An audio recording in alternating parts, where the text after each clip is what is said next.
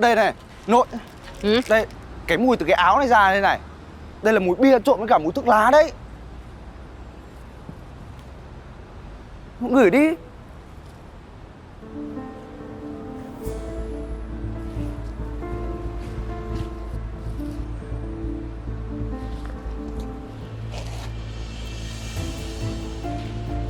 Này là sao?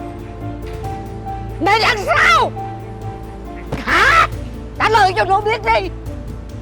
Nội ơi, nội nghe con giải thích.